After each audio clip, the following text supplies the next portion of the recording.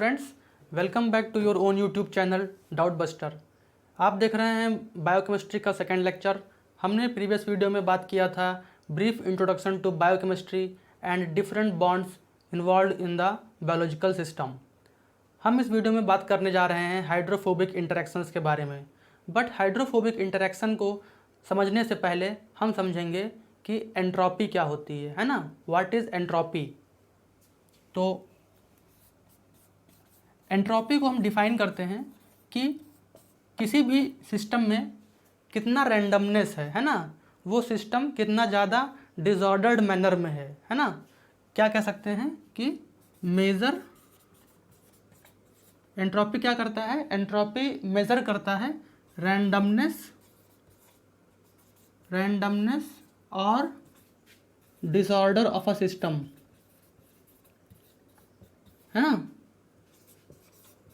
Entropy measures randomness and disorder of a system. तो ये क्यों ज़रूरी है, इसको हम समझते हैं पहले एक एनालॉजी से। जैसे किसी स्टूडेंट का बेडरूम है और वो अपना बेडरूम बहुत ज़्यादा अस्त व्यस्त रख रहा है और उसमें वो कोई भी एनर्जी इन्वेस्ट नहीं कर रहा है अपने रूम को सजाने में, संवारने में, उसको ऑर्डर्ड मैनर में रखने में, है ना। तो यहाँ पे क्या होगा, यहाँ पे डिसऑर्डर बहुत ज़्यादा है ना। हर चीज़ डिसऑर्डर्ड मैनर में रखी हुई है। तो यहाँ पे क्या है, यहाँ पे लेवल ऑफ डिसऑर्डर ज़्यादा है, मतलब एंट्रोपी ज़्यादा है रूम की, है ना।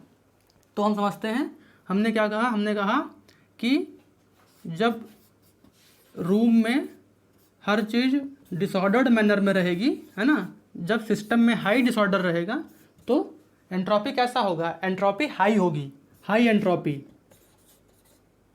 एंट्रोपी।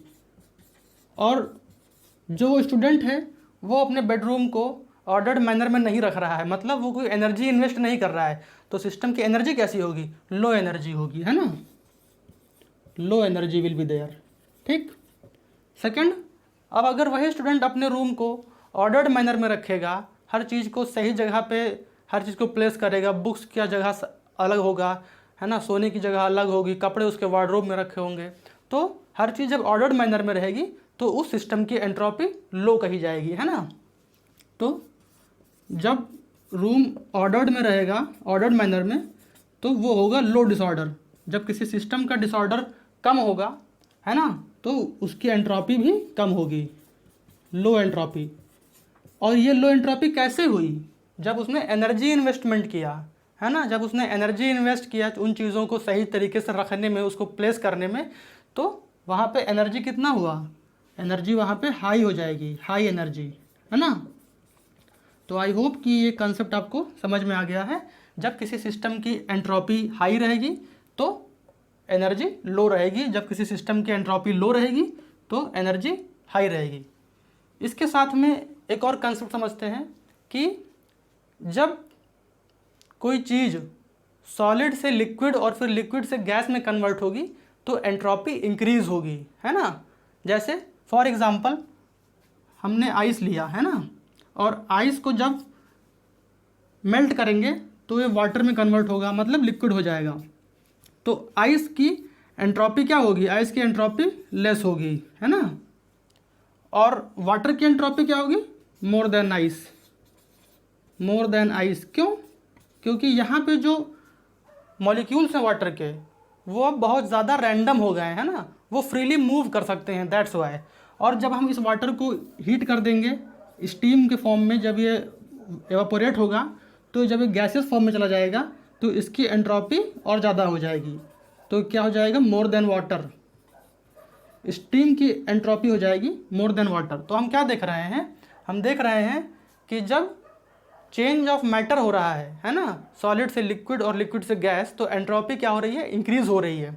एक और चीज़ हम देखते हैं, जब ग्लूकोज का ऑक्सीडेशन होता है या किसी भी केमिकल रिएक्शन में, जब नंबर ऑफ मॉलिक्यूल्स इंक्रीज हो जाते हैं आफ्टर द केमिकल रिएक्शन, है ना, तो एंट्रोपी को हम कहेंगे इंक्रीज हो गया। फॉर एग्जांपल, जब ग्लूकोज का ऑक्सीडेशन होता है ना, तो C6H12O6 जब ये ऑक्सीडाइज होगा तो क्या बनाता है? And product is water and CO2, isn't it. तो इसको बैलेंस करते हैं, 6 CO2, 6 water and 6 carbon dioxide, है ना। तो यहाँ पर देखिए, रिएक्टेंट में हमारे पास में क्या है, 1 molecule of glucose and 6 molecules of oxygen, total 7, और यहाँ पे 6 molecules of water and 6 molecules of CO2, तो यहाँ पे टोटल कितना है 12। तो जैसे कि इस रिएक्शन में देख रहे हैं यहाँ पे टोटल 7 मॉलिक्यूल्स हैं और आफ्टर द रिएक्शन ये 12 हो गए, तो नंबर ऑफ मॉलिक्यूल्स इंक्रीज हो गए, मतलब सिस्टम की एंट्रोपी इंक्रीज हो गई। तो आई होप कि अब आपको एंट्रोपी का कॉन्सेप्ट समझ में आ गया होगा। अब हम इसी कंसेप्ट को अप्लाई करेंगे हाइड्रोफोबिक इंटरेक्शन में, है ना, और समझेंगे कि हाइड्रोफोबिक इंटरेक्शन और एंट्रोपी में कैसा रिलेशन होता है। Now we will see hydrophobic interactions. तो हाइड्रोफोबिक इंटरेक्शन क्या होता है, जब एक नॉन पोलर मॉलिक्यूल दूसरे नॉन पोलर मॉलिक्यूल से इंटरेक्ट करे, है ना। तो जैसा कि जब हम वाटर में 2-3 ड्रॉप ऑफ ऑयल ऐड करते हैं, है ना, तो क्या होता है कि ऑयल सरफेस पे रह जाता है और वाटर नीचे रहता है, वो मिक्स नहीं होता वाटर से। ऐसा क्यों? ऐसा इसलिए क्योंकि वाटर एक पोलर मॉलिक्यूल्स है ना, और ऑयल क्या है, वो नॉन पोलर है, मतलब हाइड्रोफोबिक नेचर का है ना, वाटर से वो रिपेल करेगा, इसलिए वो मिक्स नहीं होता है। तो अब हम इसको एंट्रोपी से रिलेट करते हैं, ठीक है। तो होगा क्या कि सपोज दैट केस 1 में हमने 1 जार ऑफ वाटर लिया और वाटर एक पोलर मॉलिक्यूल है, ठीक। तो यहाँ पे water molecule, suppose there are 100 water molecules, ठीक। तो यहाँ पे ये पूरी तरीके से डिसऑर्डर्ड मैनर में ये पूरे सिस्टम में प्रेजेंट है। तो हम क्या कह सकते हैं, यहाँ पे एंट्रोपी क्या है, यहाँ पे एंट्रोपी हाईएस्ट है, यहाँ पे एंट्रोपी हाईएस्ट है ना। फिर सेकंड केस में जब हमने 2-3 ड्रॉप्स ऑफ ऑयल इसमें ऐड कर दिया, तो होगा क्या कि सपोज इसमें से out of 100 water molecules 30 water molecules ने इंटरैक्ट किया, 30 वाटर मॉलिक्यूल्स ने इंटरैक्ट किया इन ऑयल ड्रॉप्स से, इंटरैक्टेड विद ऑयल ड्रॉप्स। तो अब कितने वाटर मॉलिक्यूल सिस्टम में फ्री हैं, तो there are 100 - 30 that is 70 water molecules. 70 water molecules अभी भी सिस्टम में डिसऑर्डर्ड मैनर में प्रेजेंट हैं।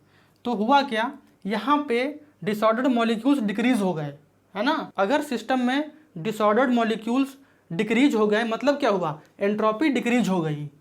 तो यहाँ पे क्या हुआ, यहाँ पे एंट्रोपी डिक्रीज हो गई, एंट्रोपी डिक्रीज हो गई, that is initially entropy decrease हो गई। बट क्योंकि हाइड्रोफोबिक इंटरेक्शंस होगा, नॉन पोलर मॉलिक्यूल्स एक दूसरे से इंटरैक्ट करेंगे, तो केस थर्ड में देखते हैं कि यहाँ पे ऑयल ड्रॉप्स ने जब आपस में एडहेयर कर लिया, आपस में जब हाइड्रोफोबिक इंटरेक्शंस किया, तो कुछ वाटर मॉलिक्यूल्स फ्री हो गए, है ना। यहाँ पे अब कम वाटर मॉलिक्यूल्स लगेंगे, है ना, इसके इंटरेक्शन में। तो सपोज दैट आउट ऑफ 30 यहाँ से 10 मॉलिक्यूल्स फ्री हो गए, 10 मॉलिक्यूल्स फ्रीड। जब यहाँ से 10 वाटर मॉलिक्यूल्स फ्री हो गए, तो अब यहाँ पे सिस्टम में यहाँ कितने बचे, 100 - 20। अब यहाँ पे केवल 20 मॉलिक्यूल्स अटैच हैं, हाइड्रोफोबिक इंटरेक्शन को सेपरेट कर रहे हैं, है ना। तो यहाँ पे कितने बचे, यहाँ पे बचे 80। तो 80 वाटर मॉलिक्यूल्स अब यहाँ पे डिसऑर्डर्ड मैनर में प्रेजेंट हैं। तो क्या हुआ, केस 3 में डिसऑर्डर इंक्रीज हो गया। तो जब डिसऑर्डर इंक्रीज होगा तो एंट्रोपी इंक्रीज होगी, क्या होगा, एंट्रोपी इंक्रीज होगी, है ना। तो ये था पूरा कंसेप्ट हाइड्रोफोबिक इंटरेक्शंस का। हाइड्रोफोबिक इंटरेक्शन क्यों होगा, क्योंकि जो हाइड्रोफोबिक मॉलिक्यूल्स हैं, जो नॉन पोलर मॉलिक्यूल्स हैं, वो एक दूसरे से बाइंड करेंगे, एक दूसरे से इंटरेक्ट करेंगे। ये ठीक वैसे ही है कि जैसे कि जो क्लास में टॉपर बच्चे होते हैं, वो कभी भी क्लास के बैक बेंचर से इंटरेक्ट नहीं करते हैं, वो अपने जैसों से इंटरेक्ट करते हैं। तो आई होप कि हाइड्रोफोबिक इंटरेक्शंस आपको क्लियर होगा। अब हम बढ़ते हैं नेक्स्ट स्टेप पे, and that is bond strength. अब हम बात करेंगे बॉन्ड स्ट्रेंथ के बारे में, है ना। हमने जितने भी केमिकल बॉन्ड्स पढ़े हैं, इनका स्ट्रेंथ डिफरेंट होता है। तो इन अ बायोलॉजिकल सिस्टम सबसे ज़्यादा स्ट्रॉन्गेस्ट कोई बॉन्ड है तो वो होता है कोवैलेंट बॉन्ड। केमिस्ट्री में आयनिक बॉन्ड होता है, लेकिन जब हम बायोकेमिस्ट्री पढ़ते हैं तो इसमें हम कोवैलेंट बॉन्ड को सबसे ज़्यादा स्ट्रांग मानते हैं। ऐसा इसलिए होता है क्योंकि बायोकेमिस्ट्री मतलब किसी भी बायोलॉजिकल सिस्टम में मोस्ट ऑफ द पोर्शन किसी भी ऑर्गेनिज्म का वाटर से बना होता है ना। सपोज ह्यूमन बॉडी है, 70% it is made up of water. तो जब भी कोई आयनिक कंपाउंड वाटर से रिएक्ट करता है तो वो ब्रेक हो जाता है बहुत ही ईजिली। सपोज जैसे कि NaCl है ना, NaCl जब वाटर से रिएक्ट करेगा तो क्या बनाएगा, ये बनाएगा एसिड और बेस, है ना, NaOH बना देगा और HCl बना देगा। तो बायोलॉजिकल सिस्टम में आयनिक बॉन्ड इजीली ब्रेक हो जाता है, लेकिन कोवैलेंट बॉन्ड नहीं ब्रेक होता है। आप किसी प्रोटीन को वाटर के साथ में डिसोसिएट नहीं कर सकते, लेकिन आयनिक बॉन्ड NaCl हो सकता है। इसीलिए बायोलॉजिकल सिस्टम में कोवैलेंट बॉन्ड्स ज़्यादा स्ट्रांग होते हैं कंपेयर टू आयनिक बॉन्ड्स। अब हम बात करते हैं इनके बॉन्ड स्ट्रेंथ की, है ना, इन from higher to lower order, है ना, from higher energy to lower energy. तो सबसे पहले कोवैलेंट बॉन्ड, उसके बाद में आयनिक बॉन्ड, उसके बाद में मेटालिक बॉन्ड, उसके बाद में हाइड्रोजन बॉन्ड्स, उसके बाद में डाइपोल इंटरैक्शंस और उसके बाद में वैंडरवाल। तो ये था बॉन्ड स्ट्रेंथ। ये क्या था, ये था bond strength in the biological system. किसी भी बायोलॉजिकल सिस्टम में सबसे ज़्यादा स्ट्रॉन्गेस्ट बॉन्ड कौन सा होगा, कोवैलेंट बॉन्ड होगा। फिर उसके बाद में उससे कम स्ट्रॉन्ग आयनिक, उससे कम स्ट्रॉन्ग मेटालिक, उससे कम स्ट्रॉन्ग हाइड्रोजन बॉन्ड्स, उससे कम डाइपोल इंटरेक्शन और सबसे वीकेस्ट बॉन्ड वैंडरवाल इंटरेक्शंस।